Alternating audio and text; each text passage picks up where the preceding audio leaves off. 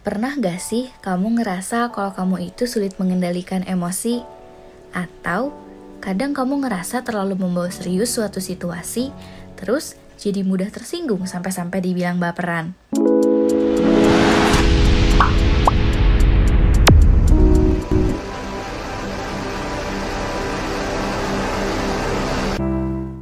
Kamu tahu gak sih apa yang bikin kamu jadi baperan? Baper atau bawa perasaan biasanya digunakan untuk menjuluki seseorang yang membawa sesuatu yang biasa saja menjadi serius.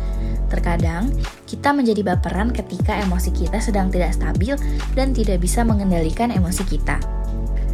Emosi adalah perasaan intens yang ditujukan kepada seseorang atau sesuatu sebagai bentuk reaksi kita terhadap seseorang atau kejadian tersebut. Emosi dapat ditujukan ketika kita merasa senang mengenai sesuatu, marah kepada seseorang, ataupun takut kepada sesuatu. Paul Ekman membagi emosi menjadi 6 emosi dasar, yaitu marah, sedih, senang, terkejut, jijik, dan takut. Penyebab kenapa emosi itu kadang sulit dikendalikan dibahas juga dalam teori Stoicism atau yang disebut dengan filosofi teras. Dalam teori ini terdapat dikotomi kendali, yang menjelaskan terdapat beberapa hal yang ada di dalam kendali kita dan juga di luar kendali kita. Contoh hal-hal yang ada di dalam kendali kita yaitu pikiran, nalar, pertimbangan, perkataan, dan tindakan kita. Selebihnya tidak ada di bawah kendali kita, termasuk kekayaan, karir, reputasi, orang lain, sampai kesehatan kita.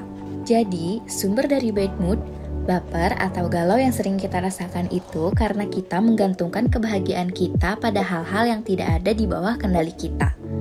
Seringkali kita tidak sadar bahwa sebenarnya ketika kita merasa sedih, kecewa, marah, atau stres bukan karena peristiwa hidup yang menimpa kita, tetapi karena pendapat atau opini kita mengenai peristiwa tersebut. Sebagai contohnya, terdapat 2 karyawan perusahaan yang sama dengan kondisi ekonomi yang sama, lalu keduanya di PHK. Yang satu mengalami depresi, marah-marah merasa dizolimi, dan yang satunya lagi menjadi orang yang santai dan terinspirasi untuk mencari ide bisnis. Peristiwa eksternalnya sama, tapi interpretasinya bisa berbeda. Implikasinya, kita tidak bisa menyalahkan peristiwa eksternal untuk emosi kita. Tidak boleh bilang, aku sedih, bete, marah karena peristiwa ataupun orang lain. Emosi kita adalah tanggung jawab kita dan sepenuhnya di bawah kendali kita. Kemudian, kalau emosi kita disebabkan oleh pikiran kita sendiri, artinya masih bisa dikendalikan. Tidak harus menunggu situasi hidup sesuai dengan yang kita inginkan untuk bisa berdamai dan bahagia. Mengelola emosi tidak sama dengan menekannya. Mengabaikan kesedihan atau bahkan berpura-pura tidak merasakan sakit tidak akan membuat emosi tersebut hilang. Emosi yang tidak tersalurkan dengan baik dan tidak terselesaikan cenderung menjadi lebih buruk dari waktu ke waktu. Kemungkinan besar ketika kita menekan suatu perasaan, kita akan cenderung beralih kepada hal-hal yang mungkin tidak baik, seperti alkohol atau hal-hal buruk lainnya. Nah, sekarang gimana sih biar kita bisa mengatasi diri dan mengendalikan emosi kita supaya nggak jadi baperan? Kita bisa menggunakan regulasi emosi. Regulasi emosi adalah strategi mengatur emosi dengan menerima peristiwa yang terjadi agar tidak larut dalam emosi yang dirasakan. Fungsinya untuk mengelola emosi agar respon emosi tidak salah dan berakhir sedih atau menyesal. Cara pertama dalam meregulasi emosi adalah kenali emosi yang terjadi. Hal yang perlu diketahui sejak awal adalah kita tidak bisa mengontrol emosi orang lain, dan yang bisa kita kontrol adalah emosi yang terjadi pada diri sendiri. Karena itu, sangat penting untuk kita mengenali emosi sendiri. Perlu diingat juga bahwa tindakan dan emosi yang dirasakan adalah milik diri sendiri.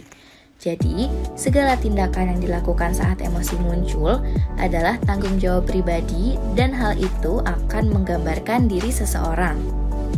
Cara kedua, bertanya kepada diri sendiri. Ketika emosi itu muncul dan sebelum emosi itu menguasai diri kita, cobalah untuk bertanya kepada diri sendiri. Apa yang membuatmu jadi semarah ini? Kenapa harus sesedih ini? Dan pertanyaan lainnya yang dapat mengidentifikasikan perasaanmu. Jangan sampai kamu bertindak dan nantinya hanya akan merugikan diri sendiri. Hal ini juga bisa kamu terapkan saat kamu merasa emosi kepada orang lain. Jadi, kamu tidak mudah menilai orang lain dan bisa menunda emosimu agar tidak meledak. Cara yang ketiga, challenge dirimu sendiri. Challenge yang dimaksud di sini adalah mencoba menilai emosi yang dirasakan. Sama seperti kita bertanya pada diri sendiri, challenge ini juga bertujuan untuk mencari tahu pemicu yang membuat emosi itu muncul. Contohnya, ketika kamu sedang marah pada seseorang sampai ada keinginan untuk memukulnya, daripada kamu langsung memukul orang tersebut, ada baiknya kita mencari tahu dulu alasan kenapa kita marah terhadap orang itu. Apa perlu kita memukulnya? Jadi, kita bisa berpikir ulang, perlukah kita bertindak untuk menuruti emosi yang dirasakan? Cara keempat, pahami jenis emosi. Yang dimaksud di sini adalah mengelompokkan jenis emosi yang dirasakan. Contohnya, ketika kita putus dengan pacar, mungkin kita merasa sedih. Hal itu bukanlah suatu masalah. Silahkan bersedih dan menangislah bila perlu. Jangan malah menutupi kesedihan itu dan bilang, aku nggak apa-apa kok. Cara yang terakhir, ambil hikmah dan pelajaran dari rasa emosi. Belajar dari kejadian yang membuat kita emosi adalah cara terbaik agar kita tidak mudah emosi lagi dengan hal yang sama berulang kali. Itu dia beberapa tips supaya kamu jadi nggak gampang baperan. Jangan lupa buat like dan subscribe YouTube channel ini. Bye-bye!